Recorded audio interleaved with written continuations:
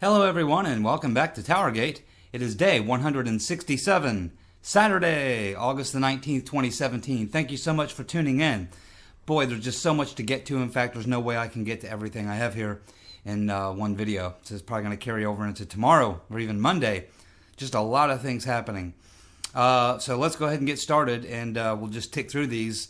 The breaking news that's happening just literally in the last 6 to 8 hours or so, as we are learning now that Judicial Watch has now discovered 530 more Hillary Clinton emails. And these were some of these emails that I think were in the State Department system, the state.gov, which no one ever looked at. And so they're going through these emails, and Judicial Watch is doing this, ACLJ is doing this, probably other people. But Tom Fitton did an update this morning, and he's saying that they now have 530 emails that they've isolated, which clearly show, and no question whatsoever, 100% clear pay-to-play going on in these conversations, including a cover-up of the pay-to-play and how they're handling that.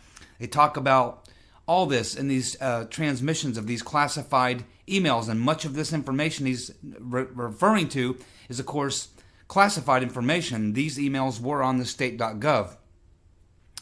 So he doesn't mention the players in the emails yet. They're still going through them, but clear, he says, 100% undeniable proof that there was not only pay-to-play going on within these emails, and you can see in the conversations, but they're aware that they are engaging in pay-to-play. They are actively engaging in strategy to cover up the pay-to-play. And the discussions that they're having in these emails make this 100% clear. So this, we'll have to see exactly where these emails go, if they get to Sessions. I don't expect Uncle Bob is going to be very interested in anything that will play into this narrative or be any way part of an investigation into the Clintons or the Clinton Foundation or the emails.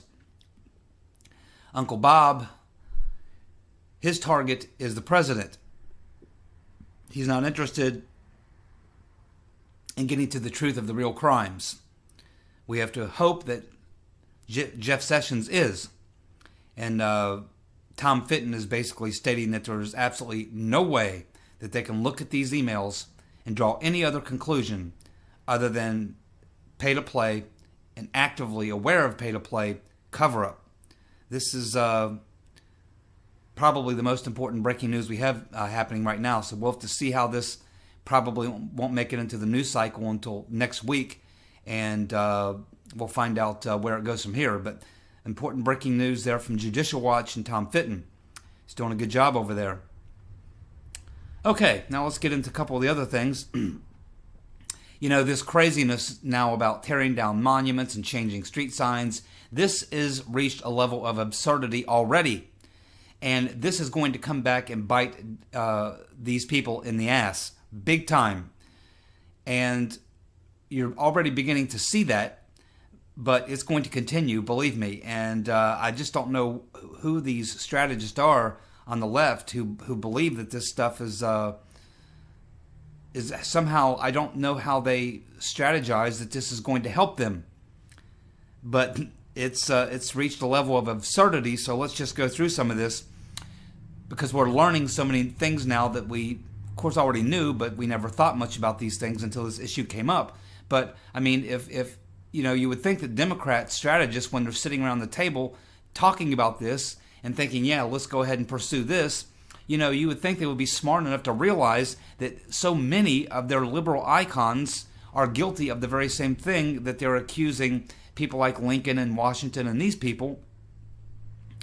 Look into the background of FDR. Look at what was his name? Woodrow Wilson. Woodrow Wilson was a hardcore supporter of the KKK and even made several comments, and I believe they were public comments, where he talked about the fact that the South was doing a great job protecting themselves with the KKK, and they were a fine organization. We know that FDR had some very racist views, and people around him. So when the Democrats talk about all these people, don't they realize that there are a great many of their icons on the liberal side that were a part of this? Even John F. Kennedy endorsed people who were openly racist. So, if you want to take this thing to the level that the Democrats or the progressives, whatever, people on the left, if you want to take this thing and follow it all the way through and see how it plays out, it ends up boomeranging back on them. The people who are putting together the strategy for the left are just insane, and I don't know what they're thinking, but I'm telling you, this is going to come back and bite them big time. So let's go ahead and look at some more examples. Of course, we now are learning that the New York City and even New York State was named after a horrendous slave trader. This shouldn't surprise anyone who knows anything about Old York or the revolutionary period of our country in the state of New York. So let's break it down a little bit. Both New York City and New York State were named after the House of York, particularly for a man named James Stuart, who eventually became the Duke of York, or was the Duke of York at the time. He was one of the most successful slave traders in colonial American history.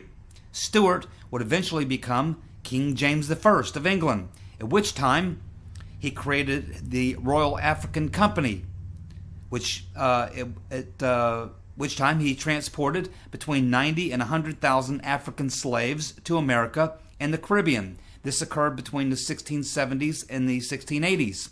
So in this period of time, the Duke, of course, engaged in the largest slave trading going on in New York. And of course, New York was named after the House of York, which of course was essentially Mr. Stuart. So are liberals now in New York going to call for changing the name of their state and their city?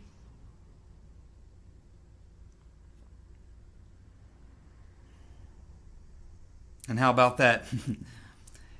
And now they want to stop the funding of the Jefferson Memorial. They want to tear down a statue of James Madison, and many, many more. Even Abraham Lincoln, who signed the Emancipation Proclamation, they threw gasoline and started fire on a Abraham Lincoln statue. I mean, these are not only some stupid people; they're ignorant people as well. What a bunch of fools! I mean. Should we change the name of the capital also, Washington, D.C.? I mean, George Washington, the Washington, D.C. is named after George Washington. He created Washington, D.C. He laid out the city. He designed the city of Washington, D.C. Are we going to change the name of the capital? I mean, how far is this going to go? And if we did this, would this change anything about our history? Absolutely not. Wouldn't change a thing. It would change nothing. And even if we could erase the history, do we want to erase that history? You see, history is about learning from it so that you don't repeat mistakes of the past, and so that you look at your past and you improve on it, and that you evolve, which is exactly what has happened since the 1600s, when you had open slavery around the world. We don't really have open slavery around the world anymore. There are still pockets in the world where there are slavery, as far as in the classical definition of slavery. Of course, now we have open slavery going on in Benghazi after Hillary's failed war there. We do have open slave markets going on there now, where it had been eradicated for 300 years. But thanks to Hillary, slave trading is back in Libya. But for the most part, we have pretty much eradicated slavery as far as on the in the classical sense of the slavery that is being talked about now. And I guess what bothers me most about this is that liberals and progressives are missing the big picture. They're talking about this slave history from the colonial era that's largely been prohibited now around the world, and we no longer really endorse it. No one really supports it. We've evolved from that, from learning from that bad history.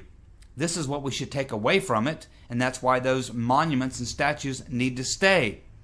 because they teach us something about our history. And it just seems to me that the liberals and progressives are missing the big picture about the other slavery that they are playing right into the hands of. And I'm talking about the International Crime Syndicate and their plan for global slavery. It's a different type of slavery, but it's still slavery. They want a 21st century form of modern feudalism. The age of feudalism was essentially a slave era, but it wasn't in the classical sense of slavery. But the internationalists, the globalists, they want to create an entire globe of slaves, just not in the classical sense. They want a modern age of feudalism. This is where we should all be focused, whether you're left or right. But the leftists are playing right into the hands of the globalists to help deliver us into this 21st century form of modern slavery, which will be a form of feudalism. This is exactly where the left and the progressives are trying to lead us. They're too ignorant to understand this. We must help them to understand.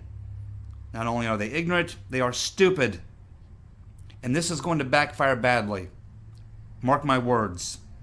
So you have the not-so-sharp Al Sharpton, coming out yesterday on, I think it was MSNBC, and say, yeah, we should defund the Washington and Jefferson memorials because the upkeep of those memorials is a couple $100,000 a year or something to keep those sites presentable. And so he says that's taxpayer money, and so we're basically, taxes are going to funding these slave owners, former slave owners. Just the idea, it's so ignorant that, to go back 200, 300 years into colonial America and then try to hold people from that time into a standard of a contemporary America is lunacy. It's lunacy. And I just don't know where, you would think that even in academia, even the liberals, progressives in academia, you would think that they would even have to step forward at this point and shine a little light of truth and of intelligence into the conversation, but they're not. They're jumping on the bandwagon. You got to wonder who's orchestrating this, how high up the Democratic chain, the liberal chain it goes. But it's a horribly failed strategy. It's going to backfire big time. And I mean, I think the Democrats, if they ever had any hope of taking back any states in the South, that is gone. That is gone. So we'll see how this plays out, but I can tell you it's going to boomerang again very, very badly on the Democrats, because it will become so ridiculous that people will finally just throw their hands up and realize that this is beyond insanity. It's beyond even basic stupidity. The fact that we're even having this conversation is just extraordinary, unbelievable to me. Okay, so that's my thoughts on that. Watch for this to all boomerang. Let's move on to a topic I haven't really touched much on. It's been going on for a few days, of course, and that is the issue with Steve Bannon. I like Steve Bannon. He was the populist, nationalist, and mostly anti-war person in Trump's cabinet who could give Trump a different view from those of the neocons that have him surrounded. Obviously, there's been this problem going on with Bannon and McMaster, and I figured eventually one of those two would have to go. I knew that McMaster and Bannon could not be in the same room together for very long, and that's why I've been pushing for McMaster, the neocon, to go. But unfortunately, it looks like Steve Bannon is the one to go. Now, I'm not going to pretend I know what's going on the backstory here and what's going on, but Trump and Bannon are very, very smart guys. And I seriously doubt if what we see on the surface is what's actually going on. I think that there's probably some other things going on here that we're not aware of. And Bannon, I think, in a lot of ways, may be more helpful to the president if he does go back to the private sector, back to Breitbart, and does go back to doing what he does, because he can probably get his voice out there even more through Breitbart than he can in the administration. He was certainly being silenced. And as far as the way that this all went down, his having that conversation with the liberal journalist, he knew good and well everything he said was going to come out. And Steve Bannon is far too smart to have inadvertently said these things. He's very conscious of what he's saying. He knew this stuff would come out. So I think there's something else going on here. This may be a little plan by Trump and Bannon to provide Bannon with a way to leave, to go back to where he might be able to be more effective. My only concern, again, is that Trump is surrounded by neocons, and I am concerned about that. Kelly's a neocon. McMaster, obviously, a neocon. I think Mattis, for the most part, is a straight shooter, but I think he would go along with the crowd. I don't know. I mean, Mike Pence, I wasn't a big fan of Mike Pence. He's okay. I hope he's clean. We don't know what he's involved in, but there's certainly a lot of rumors out there. I'm not going to jump on that bandwagon, but I'll just say there's a lot of questions, and a lot more questions than we have answers. And again, I think Trump and Bannon are very, very smart guys, so I'm going to give this whole thing the benefit of the doubt and think that maybe this is something that Bannon and Trump are work together on, and maybe they feel Bannon can do better outside the administration. He's obviously had a big impact on Trump's views, Bannon has, and I think that they see the world a lot in the same way. And I think that Bannon will continue to have conversations with Trump. And so I don't expect to see, I don't think Trump's flip-flopping and turning into a neocon. I do believe they are trying to get a handle on the situation that they have there. And I do believe there's a lot more going on to this situation than what we even know. So, again, I think Trump plays the long game. And we've seen him do this throughout since he was campaigning for president, So I wouldn't read a lot into this. I know the media is having a lot of fun with it right now, but I don't think that there's a divorce here or anything like that. I don't think there's a hate relationship going on or anything like that. I think Bannon and Trump probably are in cahoots on this, and I think we just have to wait and see how the long game plays out before we know how to really read into this this thing with Bannon leaving. But Bannon's definitely loaded for bear. He's headed back to Breitbart, and we'll see how effective he can be at shouting down the neocons from outside the administration compared to where he was on the inside. And getting back to the previous point that I was talking about the fact that this was going to boomerang on liberals, all this energy that they're putting into removing statues and tearing down monuments and all this, it's going to backfire on them badly, especially because the Confederate South, many Democrats in the Confederate South are so connected to that history, that bad history themselves. They are literally, you can't just isolate the Republican icons and forget about the Democratic icons who were up to their eyeballs in all of this bad history. It's just not going to happen. But now, as I said, this is going to boomerang on them because it's going to go into the most extremes of ridiculousness, and that apparently in this next story is exactly where we see it heading, and it certainly didn't take long to get there, because we are now learning that both Juanita Broaddrick and Kathleen Willey, two of Bill Clinton's rape victims, or we can say alleged rape victims, however you want to look at that, both Juanita Broaddrick and Kathleen Willey now calling for a statue of Bill Clinton to be taken down because of his sexual assaults. So you see where this is going. It's not just going to be people who were engaged in slavery or in the slave trade or segregation or anything like that. It's going to carry over into every aspect of everything. I'm waiting for the next shoe to drop here in the city I live in. Of course, one of our local heroes is Pete Rose. Regardless of what you think about Pete Rose, he's loved here in Cincinnati, despite his tax issues, despite the gambling on baseball, whether he did that or not, whether he gambled on the Reds or not. This now new allegations of him having sex with a 16-year-old back in the 1970s or whatever. Regardless of all this, this is going to carry over into other things besides just slavery. So I'm fully expecting, because we have a main drag down here in our downtown area that goes in front of the stadium downtown here in Cincinnati, a street, it was renamed Pete Rose Way back about 25 years ago.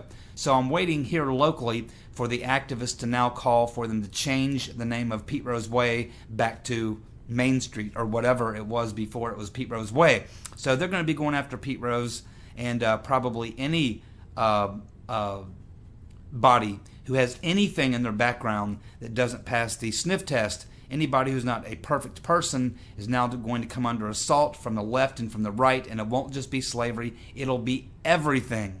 Everything will be fair game, and we can now see with Juanita Broaddrick and Kathleen Willey coming out and saying that they think Bill Clinton's statue should be taken down. This just shows you to the level of ridiculousness that this is going to go to. Not that I disagree with Broaddrick and Willey, because I can't believe there's a statue to Bill Clinton anyway. He's probably, in that statue, should be holding a cigar in a blue dress, leaning over an intern. That's what he was known for. Or selling us out to the globalist. Take your pick. Just amazing. Like I said, this is all going to backfire. It's going to get stupid. Okay, the Missouri governor is now calling for this state senator, this Chappelle Nadell, to be expelled from the state Senate. It's funny, I told you yesterday, I said that's the end of her political career. What an idiot. She then came out and made a bold statement that she's not going to be pressured into resigning.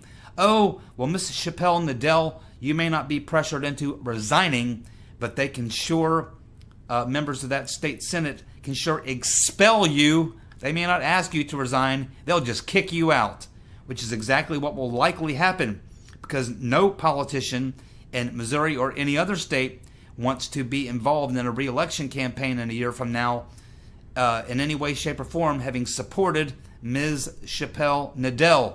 She is political toast. And she will be getting a visit from the Secret Service if she has not already.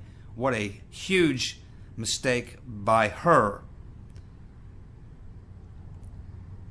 And here's a poll that's been taken. Now, let me read the poll to you first, and I'll tell you my thoughts here. 62% of Americans want Confederate monuments to remain as historical symbols. Now, when I first read that, 62%, my first thought was, what? That means that there's like 38% that want to tear them down. How in the world could the number of stupid people, ignorant people, be that high? But then, the next question I had was, what is this poll? Where is this poll? So I read down a little bit farther into the story, and I found that the poll was done by NPR and PBS, and of course the people who they polled were obviously their donors, people who call in and support, make donations to PBS and NPR. They're members. The survey was done amongst NPR and PBS members. So that tells you, so that changes this a little bit. That means that even 62% of hardcore leftists, people who actually donate to NPR and PBS, their members, 62% of them do not want to tear down Confederate monuments or historical symbols. And 11% are unsure. Okay, well, if you add in the 11%, if you split the difference, take half of that, that puts you somewhere around 67, 68%. So this tells you a lot. Let's see. Nearly half of Americans in a USA poll shows that nearly half of Americans agree with Donald Trump on his take on the Charlottesville riots. Nearly half, about 49.6% of people agree with Trump's position on the events that went down in Charlottesville and his response to that. So what's that tell you? It tells you that their plan is not working. It's going to backfire. We also have Jeff the Flake admitting that his family did hire an illegal alien. And, of course, this is not going to have much effect. This is, nothing new. A lot of these politicians hire illegal aliens to cut their grass, and do other things like that, to be their maids, babysitters, what have you. The big thing that's going to cost Jeff the Flake, not just the fact that he's so opposed to Donald Trump, but it's his immigration policy where he is an open borders person, and that's where he's going to be attacked mostly. and that's mostly the issue that he's gone after Trump on. So it's really that issue. But I do believe with Donald Trump putting his support behind Kelly Ward, this could be one of the major upsets that we do see in 2018. And I also am going to be spending some time helping introduce you to Paul Nehlen, who will be challenging Paul Ryan. That would be the big fish. He's the Speaker of the House. That will be a difficult thing to pull off, but I'm going to try to do everything I can to make that happen. And I'll be getting back more into Paul Nehlen as the weeks move on. But he did hold his first town hall he's doing it this weekend. So Mr. Nehlen is clearly ramping it up and starting early, and I look for this to be a excellent possibility to get rid of Paul Ryan. And I hope that happens, and I believe it can. Finally, cutting the video a little short here. I'm running out of battery, but just want to let you know that tomorrow I'm going to talk a little bit about Seth Rich, based on some information, a video that Dick Morris did, where he brought out something that really a lot of us have overlooked, and it's the one issue that you can say that if you had any doubt about Seth Rich being the leaker, there's something that Morris talked about that I'm going to talk about tomorrow that should remove any doubt that Seth Rich was the leaker. And so we'll be getting into that tomorrow. But anyway, this is TowerGate for Saturday, day 167, September 19, 2017. Thank you so much for tuning in. Enjoy your Saturday evening. I'll be back tomorrow, hopefully with an earlier evening video, and we're going to get into some more stuff for you. Thank you for tuning in. Enjoy your evening, and I'll talk to you tomorrow night. Take care. Bye.